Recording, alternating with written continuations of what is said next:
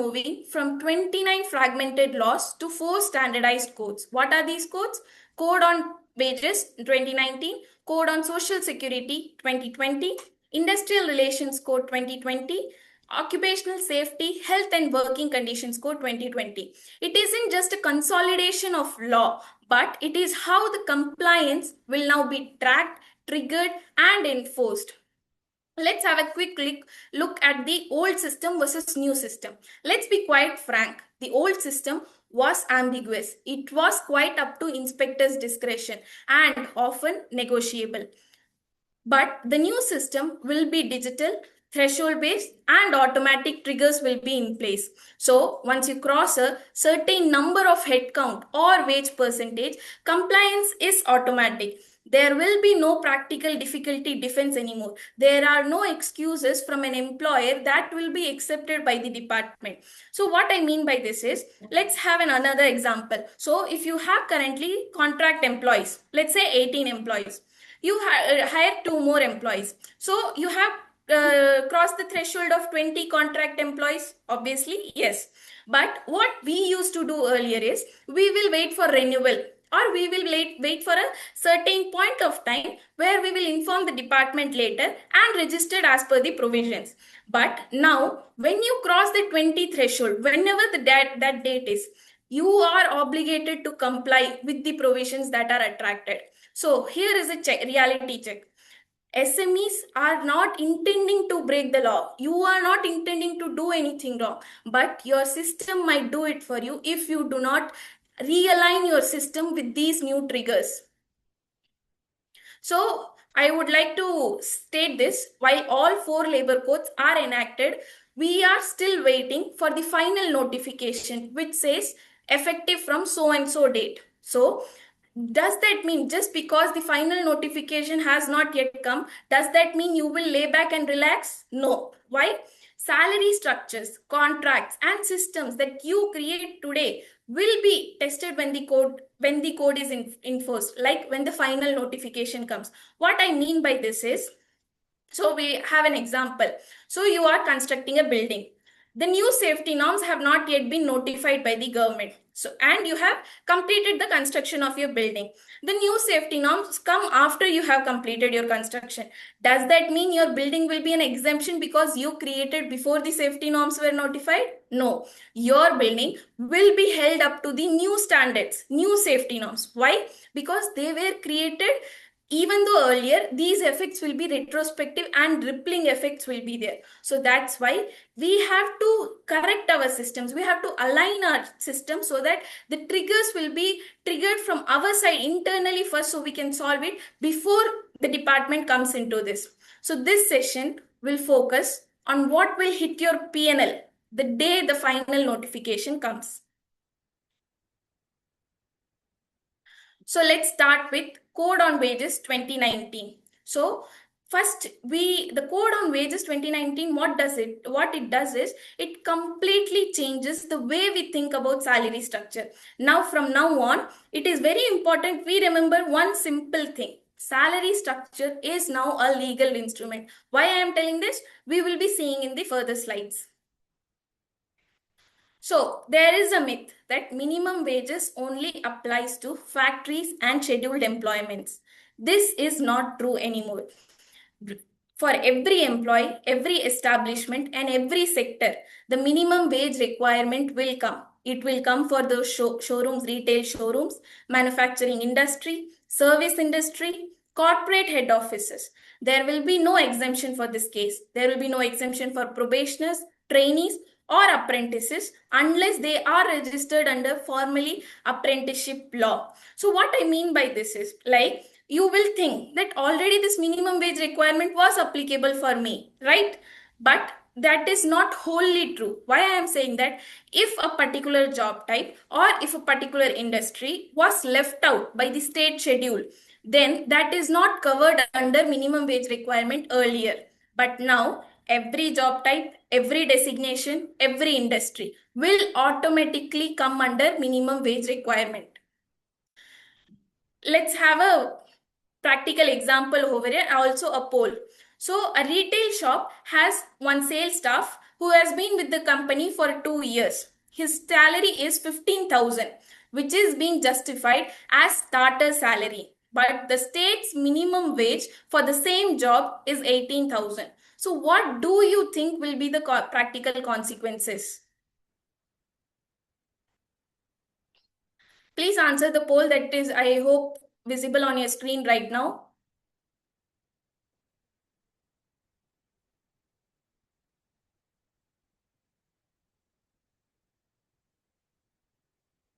Yeah, visible, ma'am.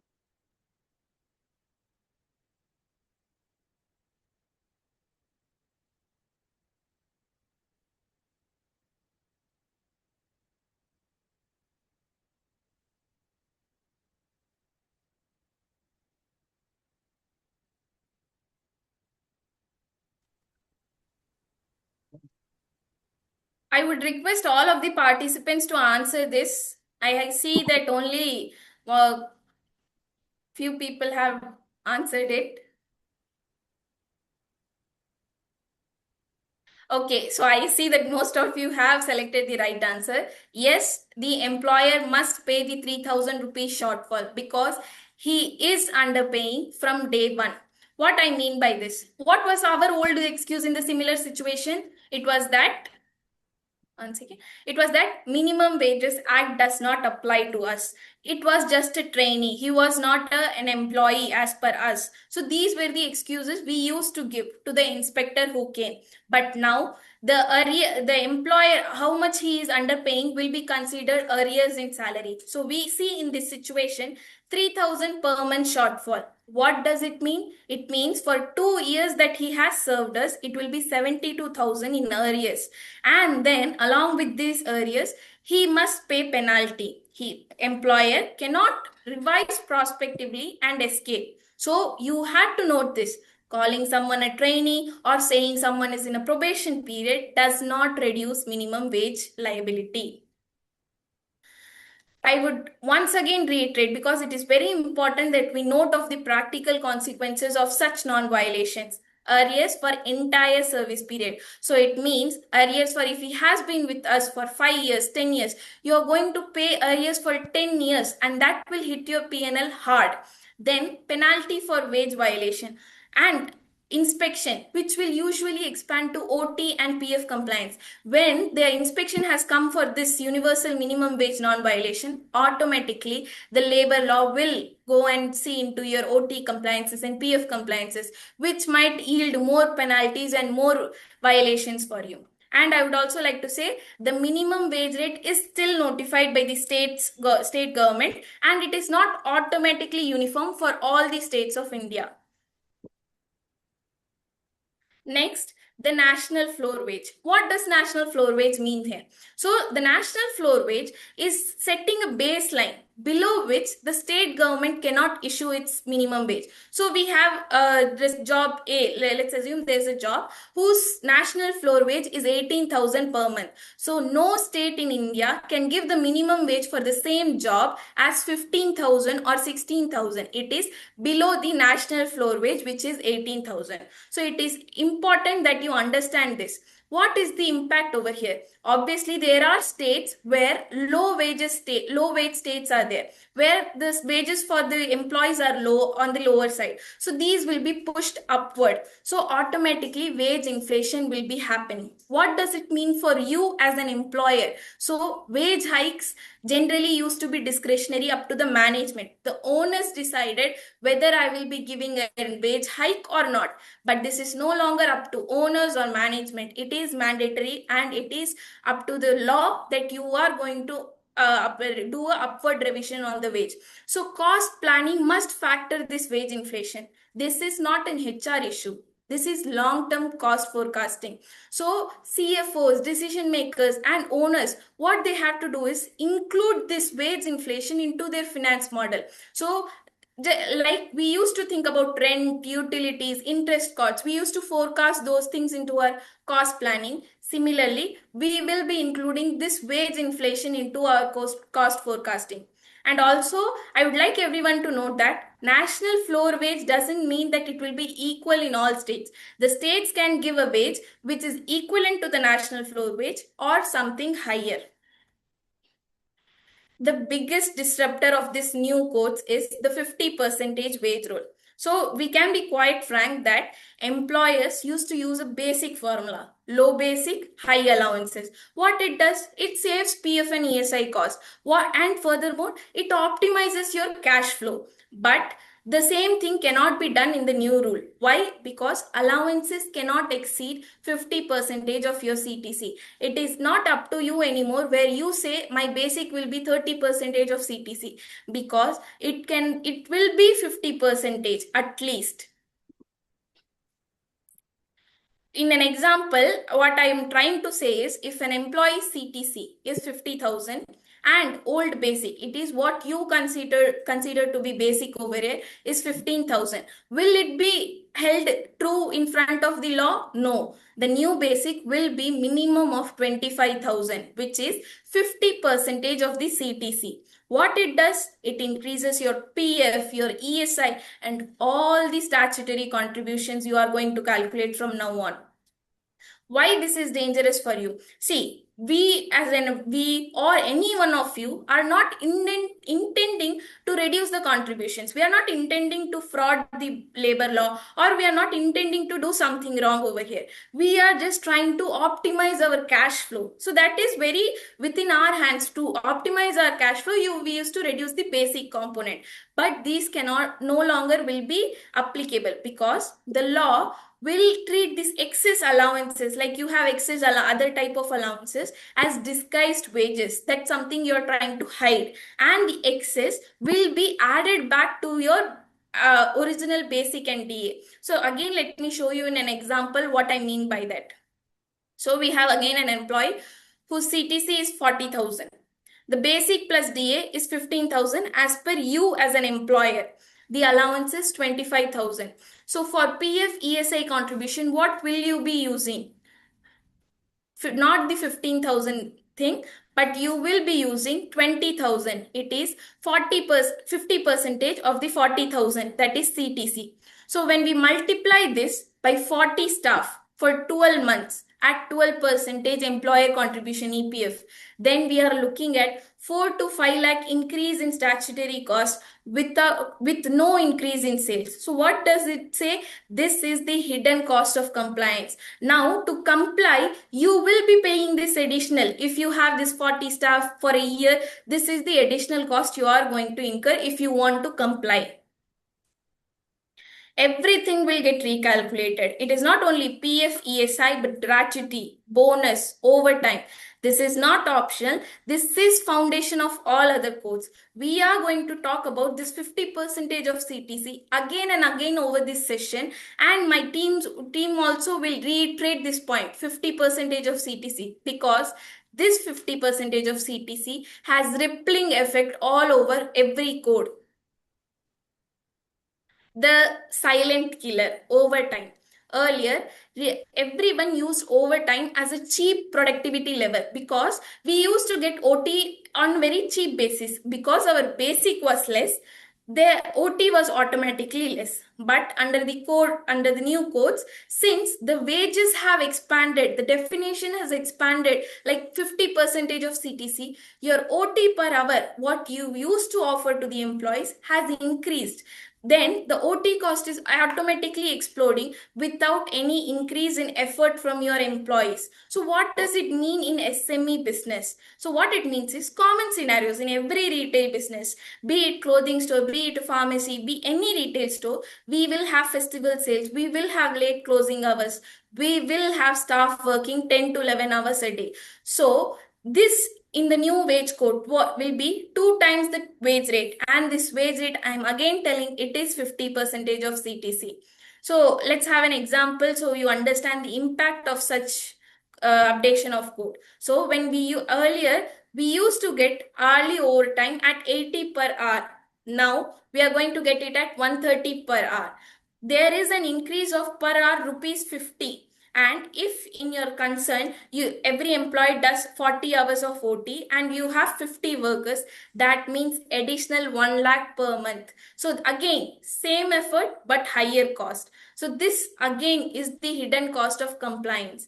So now I'm going to hand over to Mr. Krishna, who will further help you navigate this updated labor law landscape, and he will consolidate the points I have said and how it is having rippling effects all over. Thank you.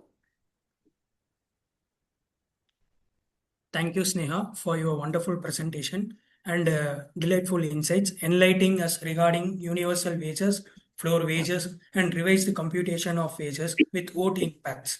Now, let us start with the most basic responsibility of any employee, that is nothing but paying salary. In most retail businesses, salary delays are very common, and honestly speaking, the reasons are familiar to all of us. That is nothing but cash crunches, money stuck in inventory, seasonal sales collections. If I ask in this room, how many of you have ever delayed salary by a few days? Please mention your comments in the chat box.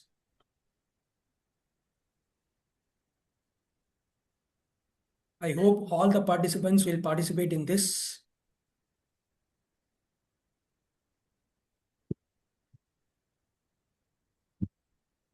Okay. I have seen nearly 3 to 4 responses. Thank you for your responses. Now let's talk about the legal efforts regarding those things. Earlier, the law gave different timelines. Establishment with less than 1,000 workers have the time limit till the 7th of next month, whereas establishment more than 1,000 workers have the time limit of 10th of next month. Now, the new code on wages have the completely different rule, which is very simple. Monthly salary must be paid by the 7th of next month for all establishment, irrespective of its size, employee count, or operational efficiency. I here to mention that even 1 day delay is a violation, not even 1 month or 1 week. Even 1 day delay is a violation. And addition to that, even one employee complains regarding this will knock many consequences. Now come to the major part that most employers underestimate. That is nothing but documentation. Earlier, inspections were mostly commonly random or triggered by larger issues. Now, the inspection cycle is very straightforward. When the salary is delayed, which provokes an employee to raise to a complaint, that's where the inspection begins. Thus, makes the inspector to expand its scope. And when the inspector starts, they rarely stop with the salary alone. They will check PF compliances, overtime records, attendance registers, wage structures, and deductions. And here's the reality of the retail sector. Staff turnover is very high. Unhappy ex-employees are common, and complaints are very easy to file today. As Sneha said earlier, only inspector's discretion concludes the petition raised by an employee. But in the new code, all has changed. Everything has been digitalized and will be publicly available with the inspector's authorization. So, salary delay is no longer a temporary adjustment. It is an entry point for wider exposure. Cash flow problem may be genuine, but legally speaking, cash flow is not a defense. Now let's jump into the bonuses and deductions. On paper, bonus rules look unchanged. The eligibility ceiling remains the same.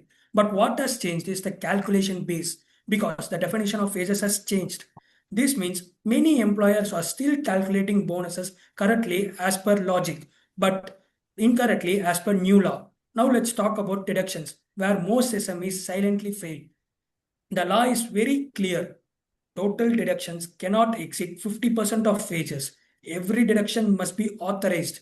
Recoveries from our advances, damages, penalties, all will be scrutinized. But what happened in practice? Many SMEs did it informally, document poorly, rely on verbal consent, or adjust amounts mutually. And the moment documentation fails, defensibility is lost immediately. Deduction may be reasonable, the reason may be genuine, but without proper authorization and records, the employer loses every time. Let's run through an example for the clarity. A retail clothing store delays salary by 1 day because cash is blocked in seasonal inventory. One resigned employee filed a single online petition, and the inspection starts with that. The inspector will not just start inspection and stop with the salary delay alone, but also check other records. During inspection, it is found that the business bonuses was calculated using the old wage definition, and the inventory damage was deducted from the salary without written authorization. crossing the 50% deduction limit. The result is multiple violation from one small delay. Because under the new law, cash flow is not a defense. 1 day delay is enough, and which will open the multiple everything deductions, multiple responses. So far, we discussed the code on wages. Now we move on to the second code, the code on social security. This is where things become financially serious. Here is a very important concept. Think of it like this. The code on wages decides how much you owe. The code on social security decides how fast the government can recover it. Most employers don't fail because they don't know PF or ESI existed. They fail because they don't understand how enforcement powers has changed. Retail users believe PF is paid, so we are safe. ESI applies only to a low paid staff. Gratuity is a future problem. All these statements were now incomplete truths. Today, retail risk doesn't come from non-payment. It comes from underpayment or under calculation. And under calculation is much harder to detect internally, but very easy for authorities to identify during inspection. Well, we are now familiar with the basics of Code on Social Security. For knowledge, under Code on Social Security, all workers who are all included in the Code on Wages will get Social Security coverages. All workers will get PF, ESIC insurance, and other Social Security benefits. So you come to know about the next topic, that is nothing but PF and ESI. We all know that in provisions of income tax, if 1 day delay payment of statutory dues leads to disallowance and treated as income, which ends up paying more taxes. In addition to that, the PF dues and ESA dues, interest and damages are now treated as secured debts. Now, you all will be confusing what does mean by secured debts. Secured debts is nothing but the PF and ESI have higher priority than vendors, higher priority than unsecured loans, and in many cases, even higher priority than banks. These dues are recovered by attachment of bank accounts and assets, and immediate recovery action will be initiated. So remember, if PF and ESI dues are delayed, establishment assets are charged to the liability and will be released upon payment of necessary dues. The old mindset was we will clear PF once the cash flow improves. But the new reality is PF arrears can freeze operations before cash flow improves. PF is no longer just a statutory expenses. It behaves like a bank loan with immediate recall rights, and the government does not negotiate like a bank manager.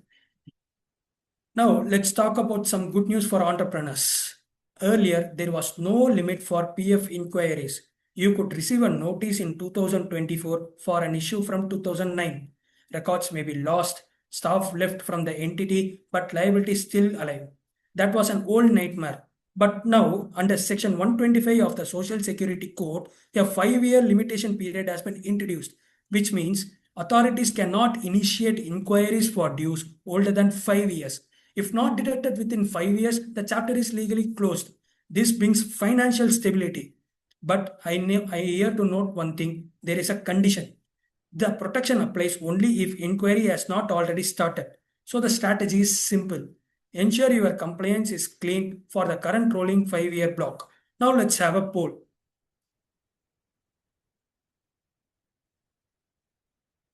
If PF or ESA dues are delayed even by 1 day, which one of the following best reflects the current legal reality? Please answer yours.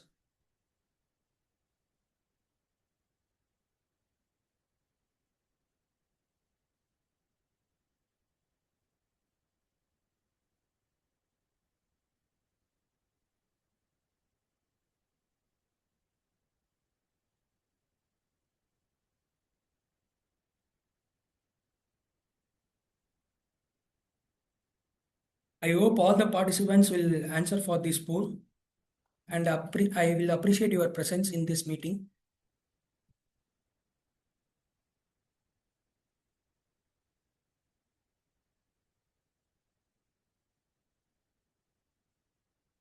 Thank you for your answers, and I can see most of them were answered correctly. Option C, PF and ESI become secured loans, allowing attachment of bank accounts with the 5-year limitation.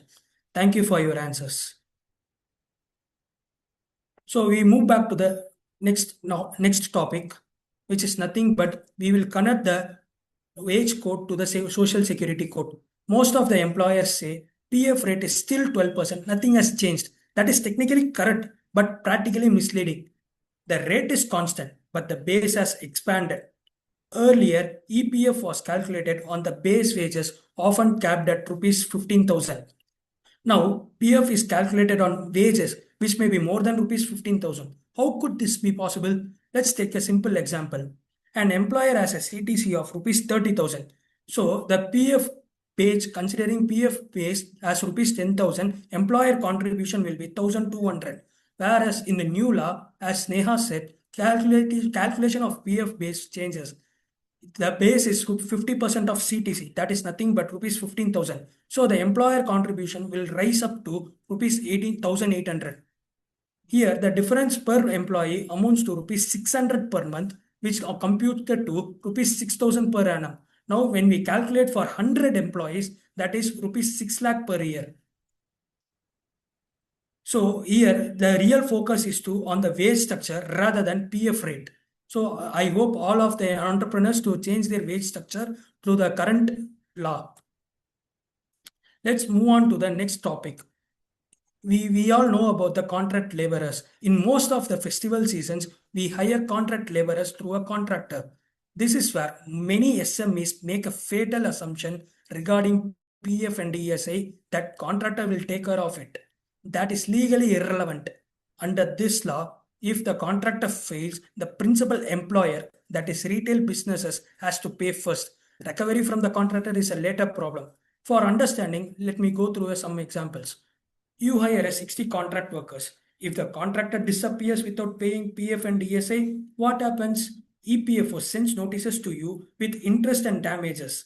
Immediate recovery begins. And as I said earlier, your assets will be charged against those liabilities until you pay the liability. So you cannot escape saying contractor responsible for statutory dues. This will not be considered as a defense. So I am here to say that outsourcing manpower does not outsource liability. Now let's move on to the next part of the topic regarding gratuity, which will be continued by Mahalakshmi.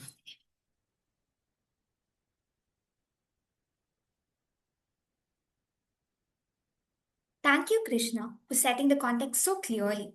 You showed us how labor compliance has shifted from being intent based to being system driven.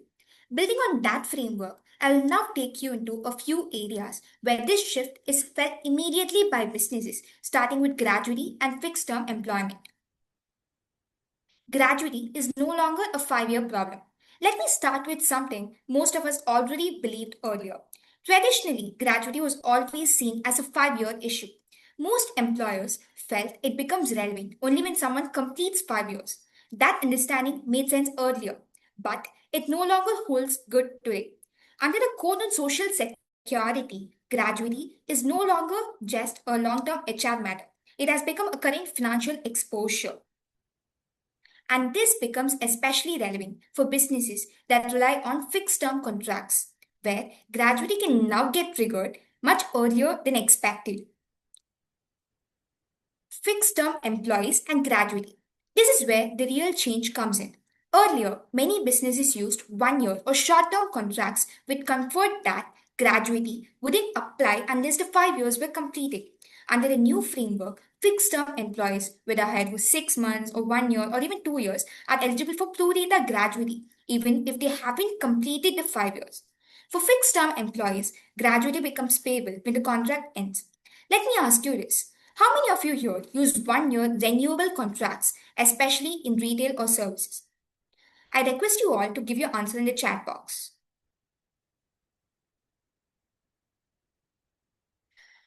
Okay, so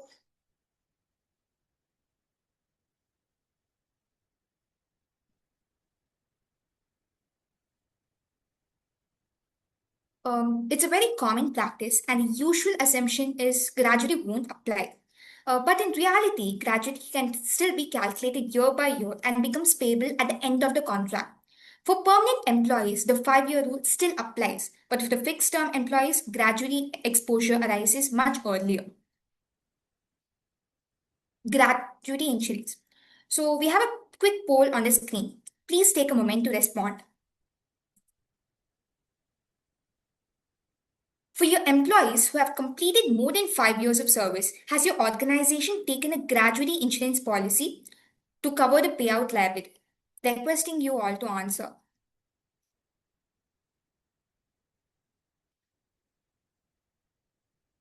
You would have an assumption from various news and information that gratuity would be applicable only if if fixed term employees are for 1 year, but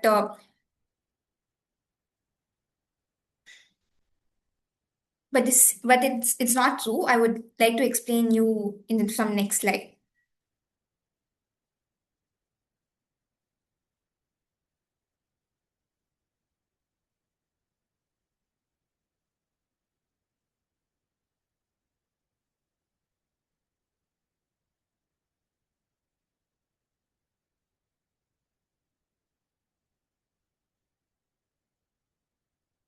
Most of you have answered no or not aware. So the the poll results show exactly why this shift is so critical. Most of us are treating gratuity as we'll cross that bridge when it comes to its expense. This is where the financial impact becomes more visible. Earlier, many businesses simply created a gratuity provision in their books and moved on. Under the new code, gratuity is no longer allowed to remain unfunded. It must be insured or funded through an approved trust. If gratuity is not insured, the law assumes the employer may not be financially prepared to meet the obligation. Practically, when an employee exits and gratuity becomes payable immediately, arranging funds for it will become very difficult. That is why gratuity is now treated as funded and monitored liability, not just a future provision. Gig and platform workers, its applicability. So let's talk about something we all know from our own lives. Those platforms we use to order food or book a ride. Think of Swiggy, Zomato, or any similar delivery and mobility services. Before, these kind of gig platforms weren't actually covered as part of the traditional labor law landscape. But now, the new code actually brings them under the umbrella by introducing a statutory social security levy specifically for the gig and the platform workers. So basically, these platforms are now part of the compliance picture in a way they weren't before. The levy. This is an important shift we have to understand. The levy ranges from 1% to 2% of the annual turnover, which is subject to a cap of 5% of the total gig payouts. The key thing to remember here is the levy is not linked to profitability. So even if a platform is loss making, the levy can apply purely based on turnover. This changes how startups and platform businesses think about compliance because it's no longer just about payroll. The financial impact. For example, if a platform has a turnover of rupees 100 crore, a levy of 1.5% means a cost of 1.5 crore.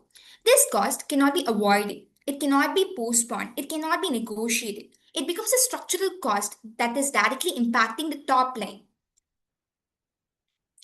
Let's move on to, so far we have spoken about the compliance while employees are working. Now we'll move on to what happens when an employee wants to separate from the employee. The industrial relations code. This is where many small and medium businesses face surprises simply because they're following the old practices. So who's a worker? Earlier, employees relied heavily on the designations. Calling someone a floor manager or a team lead gave them the comfort that labor laws wouldn't apply. Under the new framework, the law doesn't look at titles. It looks at the nature of the work they perform, like operational, supervisory, clerical, or technical. Why this definition matters? This slide is very important, so don't read it like a table. On paper, you believe you have managers, but legally, if someone is actually a worker, the consequences change completely. Let's take overtime, for example. If someone is a genuine manager, overtime usually isn't paid. But if that same person is legally a worker, overtime becomes mandatory. Even 30 minutes extra every day adds up. Over time, this can result in large arrears. Now, look at termination. Many employers think they can say, your performance is not good, please leave from tomorrow. That may work for the manager under contract terms. But if that person is legally a worker, this is not termination. It becomes retrenchment. And retrenchment means compensation. 15 days wages per completed year of the service plus the notice paid. You cannot just ask them to leave. Next, Disputes. For a manager, disputes usually go to civil court. That's expensive, slow, and many employees won't pursue it. But a worker doesn't go to civil court. He goes to labor commissioner. That process is faster, it is cheaper, and generally more employer friendly. Employee friendly. And finally, the unions. A manager cannot form or join a union, but workers can. If multiple employees are classified as workers, they can form something as simple as a retail employees union, and that can seriously disrupt your operations.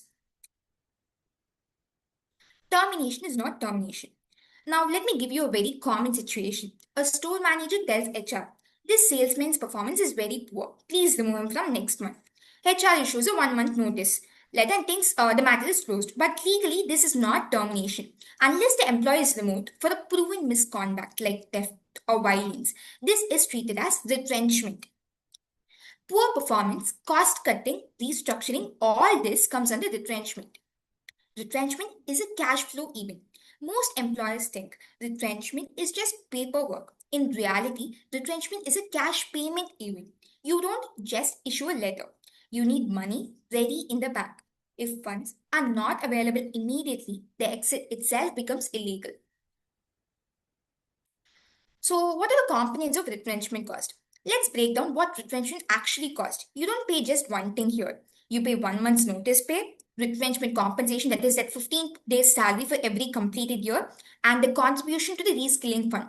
And all of this has to be paid within prescribed timeline, that is 45 days. You can't say we'll pay later.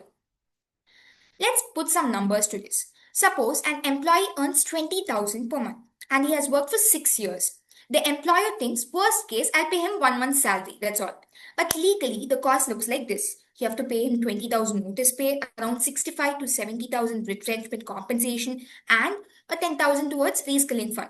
So removing a 20,000 employee cost around 1 lakh upfront. What was meant as a cost control became a cash flow shock. Next comes the fixed term employment, the safe hiring tool. Now, here is the good news. The law doesn't remove flexibility. If you hire someone on a proper fixed term contract, say for the festival season or the project, and the contract ends naturally, it is not retrenchment. No compensation, no dispute. So, fixed term employment is safe, but only when the contracts are drafted and used correctly. So, let's now move to part 4, the Occupational Safety, Health and Working Conditions Code 2020. This code focuses on the workplace conditions and the headcount based obligations. I'll walk you through what this means in practice. Automatic obligations. Imagine a business with 48 staff. There's no cliche obligation. 2 more employees join. Headcount becomes 50. From that day onwards, cliche provision applies. There's no approval, no grace period, no negotiation. The same thing happens at 100 employees. Once the total headcount crosses 100, canteen obligations apply. And remember, this includes contract labor and the temporary staff. Even if they are not on your payroll, they are counted for the compliance. Mandatory appointment letters. So many businesses realize this during audits. Senior employees joined years ago. No appointment letters were issued. Under the new law, every employee must have one, old or new. If missing, you must issue a fresh appointment letter. Important point to note here is this. You should not backdate the letters. Launch an internal HR digital transformation this month. Issue fresh code compliant appointment letters to all the old staff, even those from 2010. Have them signed as received and accepted.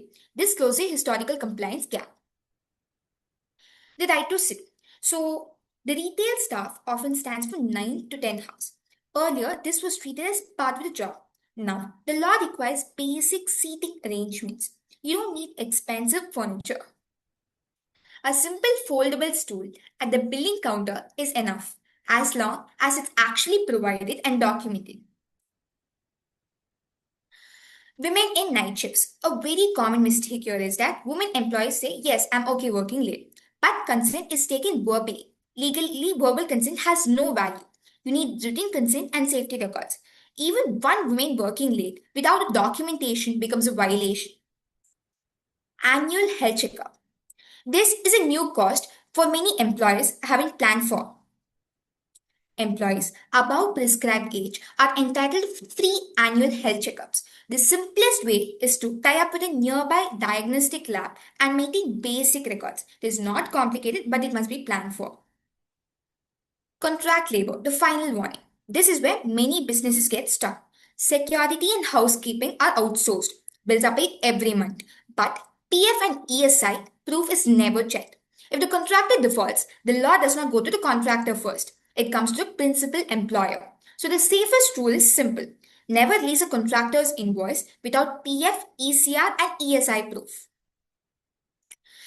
Let me close with 3 clear takeaways from today. First, compliance has fundamentally shifted.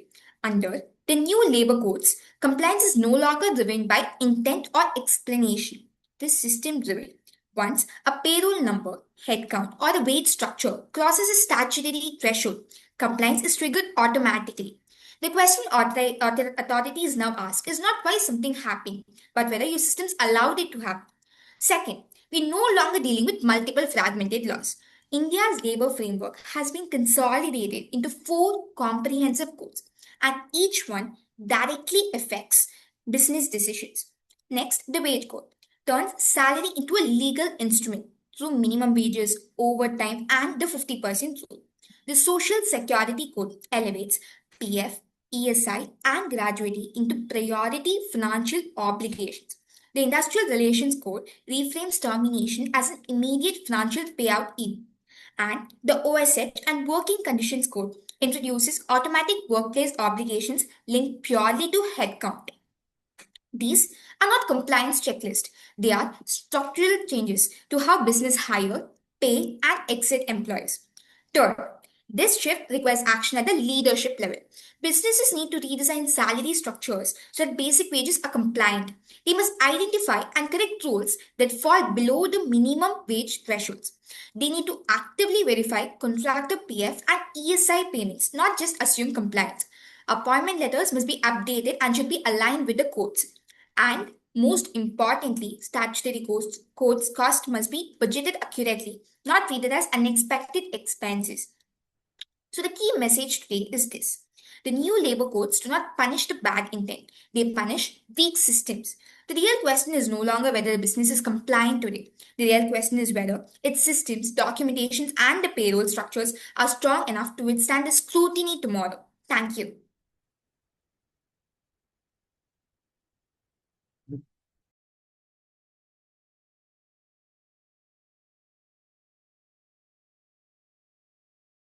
If you have any questions, feel free to ask.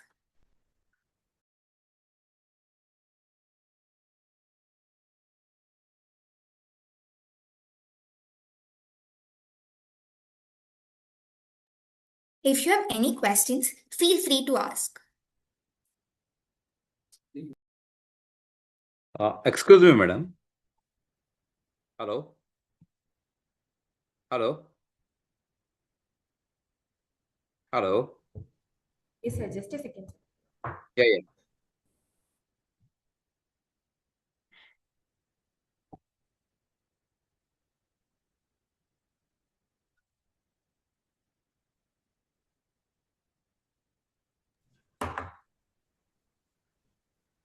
Hello. Yes, sir. Hello? Yeah, this with respect to gratuity. Yes, sir. See, I did not understood that fixed term employees and present employees for them it's 5 years it will be continued as it is the new rules. Please can you please clarify this one? See what we thought we are all in the roles of the employment. Yes. See, just judge this company 2 years over. Whether even though I've not completed 5 years, I am also eligible for gratuity. How it is? So actually, in the earlier system, there is no concept called fixed term employees. But in the new system, like in the new code, they are introducing a term called fixed term employee. The employees who are hired for a fixed contract. And if that employee completes a year, or if they complete the portion of the service period which they are intended to hire, then upon the completion, the gratuity provision applies. The old For law, example, if a person is yes, taken yes, for 3 years of employment, so in such a case, for this kind of employment for a employee, even if you complete 1 year, you will be eligible for gratuity. Correct, na? yes, sir. So, but Okay. in the For old example, law, yeah. yes, sir. Tell Sorry. me, sir. So the old law continues to be applies for if a permanent employees you have hired, and if they are staying for more than 5 years, then only the gratuity provision is applies. But whereas a concept called fixed term employees is created in this period, this allows if a employee if an employer hired an employee in the terms of fixed term employee, then even if he covers more than a 1 year or pro rata basis, then uh, Yeah. gratuity is applicable, sir. The fixed term See, for employee is for example, only the contract employee, right? A kind of a contract employee, sir. Okay, fine. For example, there are certain companies, no, they take 3 years bond from the joiners. So you have to complete for 3 years, stating that they will take the Mars card, origin Mars card, all those things. So that they'll take 3 years bond, stating that that person has to not to leave the company. In the event if he leave, he has to forego some damages, whatever that he has left the company before 3 years. So in this scenario, the person who are given 3 years bond, they are also called as fixed term employees.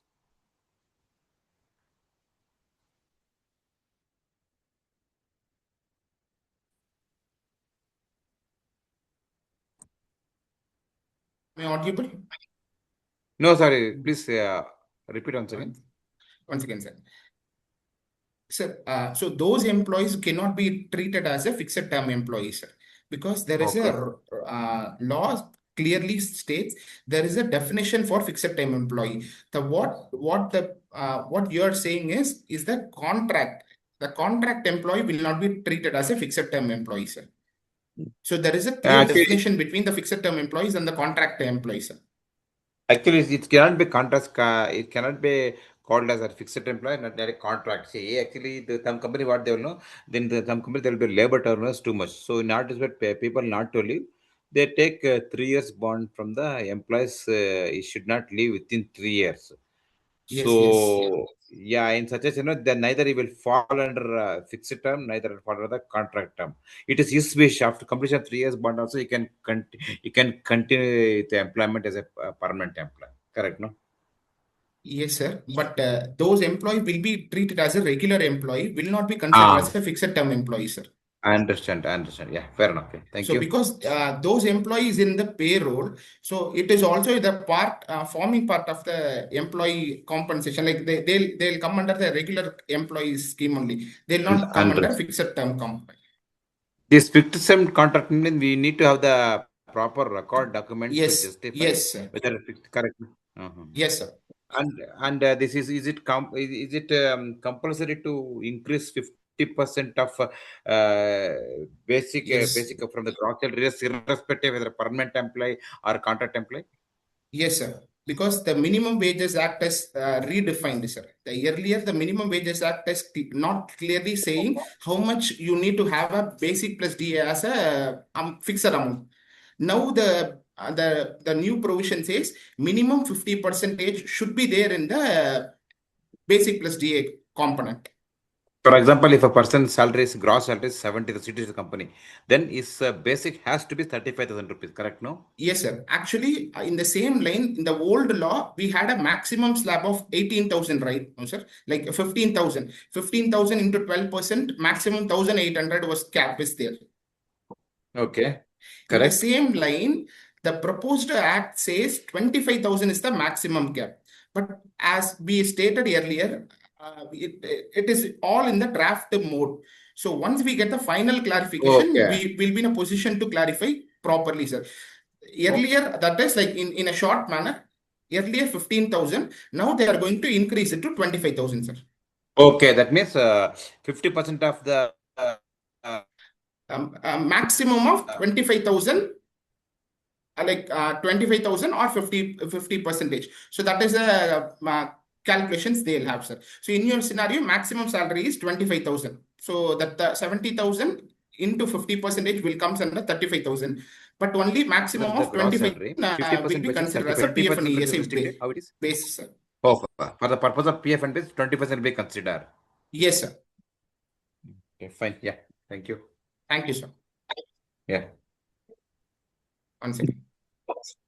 Yeah, actually, if you fire the employee means we need to follow the regulations, whatever you told, right? As per the law. Sorry, sir. Yeah, actually, previously we just terminate the employee immediately in retail sector like that. Okay, sir. If now we terminate the employee means what are the procedure we need to follow? So the procedure is same, sir. If we are removing any employees other than what to say the some one second.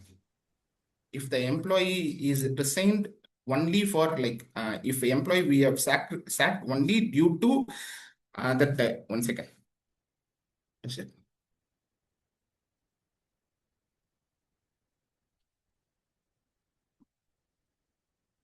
If we terminate employee only based on theft or violation, that alone will be considered as a termination. Other than the other scenarios will be considered as a retrenchment only. Like based on poor performances and cost cutting, if we are doing something as per the norms of the act, it is not considered as a termination. It will be considered as a retrenchment, sir.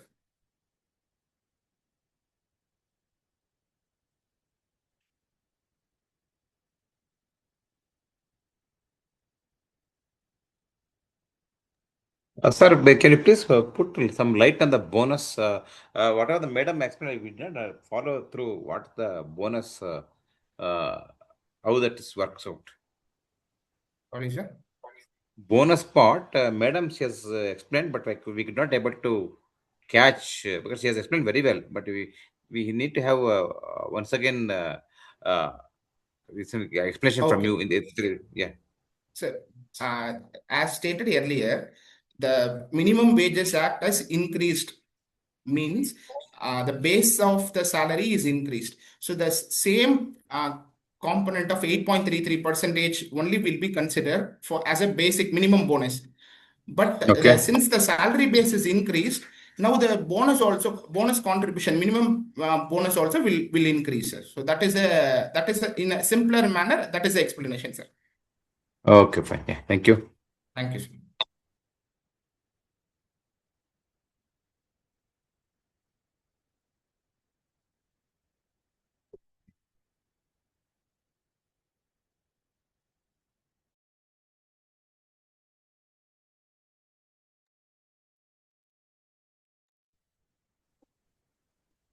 Yeah, we need to provide the offer letter, everybody, right? Sir, the act says the proposed act says for all the employees uh, that um, one second, sir. Yeah. Offer letter needs to be provided, sir. Okay. Sir, for example, coming back to offer letter, once you get the offer letter, once the person join, company will give formally appointment letter. So after Yes, sir. 1 year, the company will give the increment to him. So in such a case, it is compulsory. Some company what they will do, or just oral discussion, they will year by year will they will increment. But in reality, they will not give the letter of increment to what was it? Is it compulsory to give letter of increment the moment a increment is given? Sir, actually, the earlier this was not documented, sir. Now the proposed law says all the communications between the employer and employee should be documented, so that in future you should have this as a proof to say yes, we have given the increased employment, like whatever is the hike that he has expected, we have given it. So as an employer, we should have this as a base to explain to the department or the inspector to clearly say yes, we are compliant with the provisions of the act. But the employer can prove with the pay slip of the relevant employees what was the earlier pay slip, present slip. That kind of document you can prove, no, instead of giving letter. Correct, no? Sorry, sir, come again.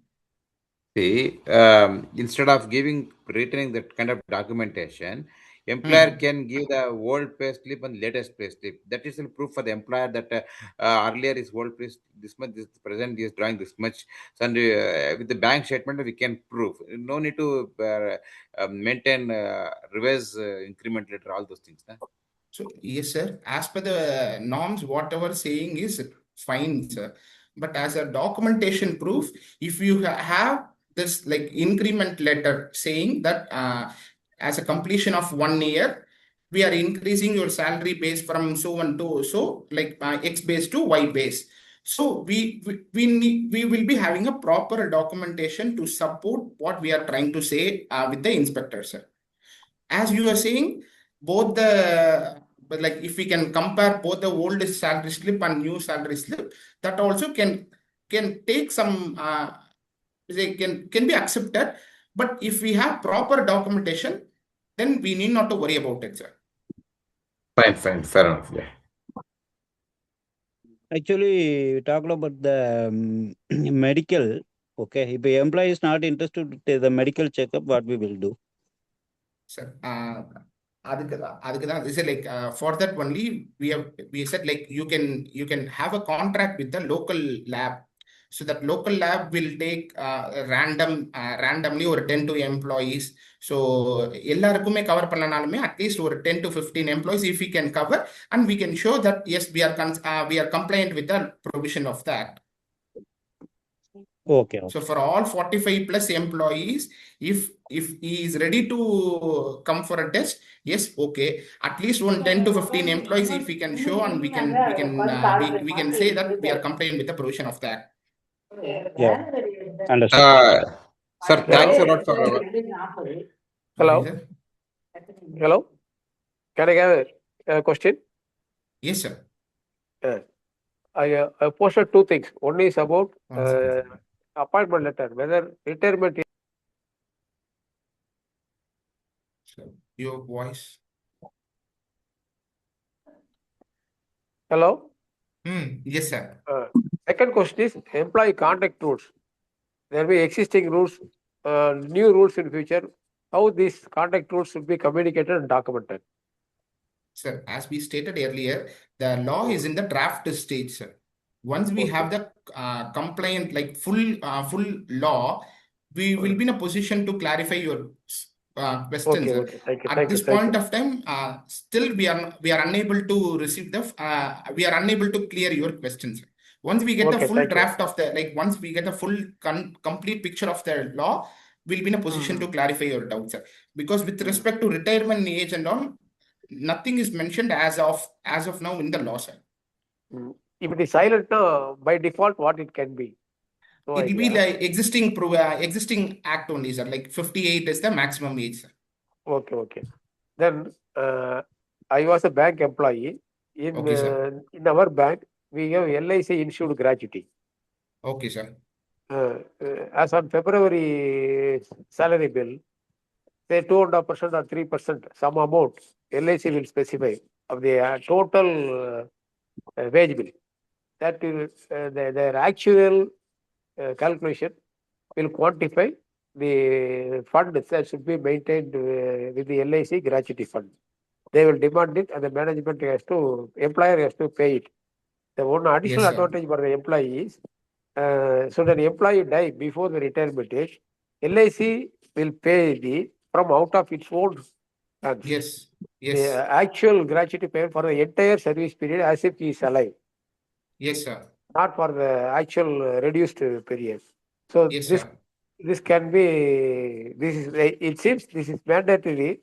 It can be elaborated for the benefit of others. Yes, sir. Actually, the present law states it is applicable for the companies, like if an organization registered as a companies, it can be private limited company, public limited company, or a banking company. For all those companies, insurance is mandatory. But whereas for one second,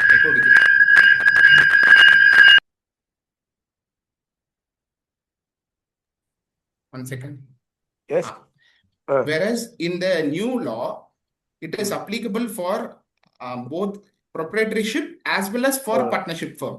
So for all proprietorship and partnership firm, the gratuity insurance is mandatory from going forward, sir. But earlier law, it is mandatory for the companies, like the company registered companies, it is mandatory, sir. Okay. So Okay, this sir. good eye opener for me. Thank you. Thank you, And sir. can we have the PPT and voice recording if possible? Surely, sir. Sir, we have shared the feedback form, sir. In the feedback form, if we can share the I requested. Done, sir. Like in the feedback form, if you can provide your number and mail ID, we'll be in a position to share both this, sir.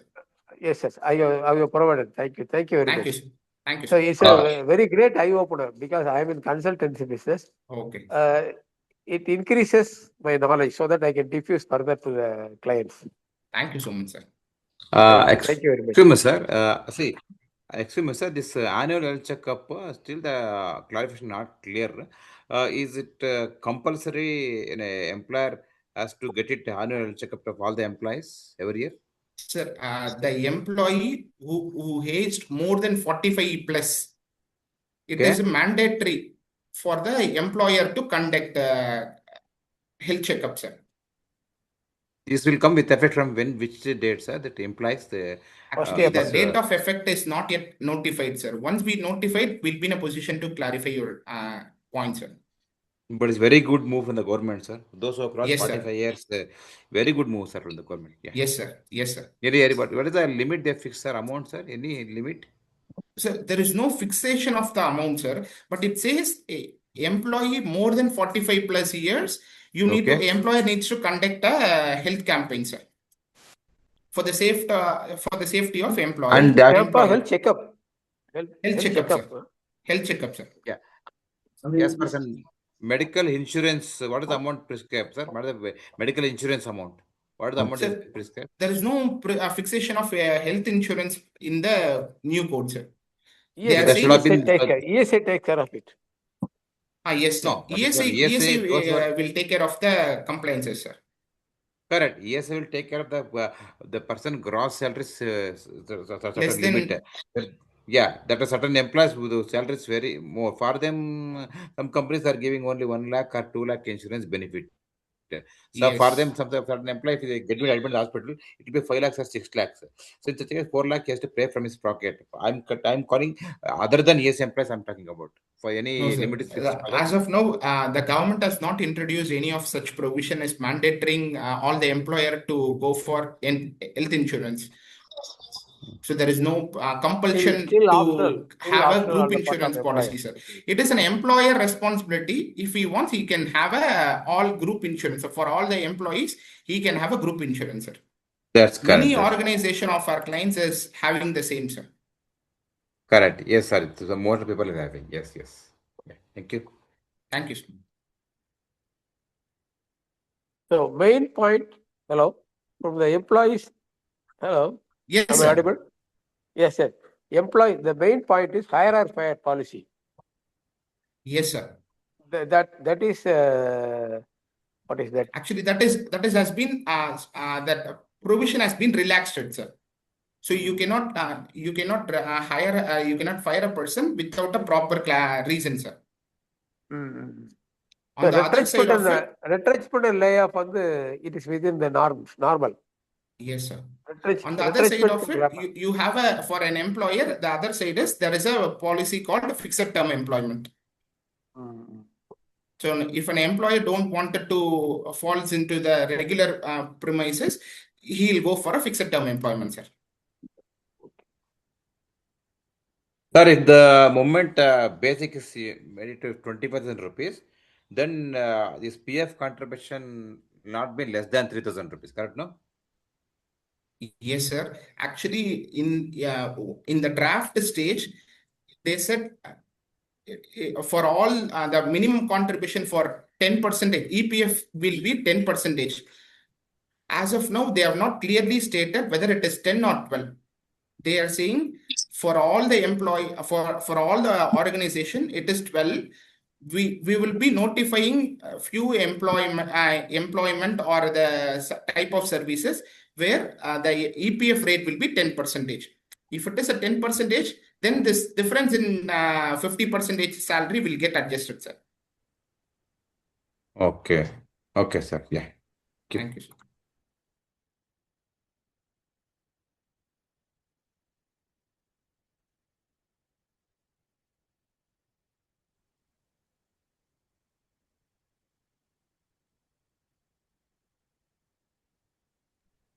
So for further doubts, we have shared our number. Also, we have given the feedback form. So in the feedback form, if you can share your number and mail ID, we'll be happy to get back to you and we'll clarify all your doubts, sir. Thank you for the participation.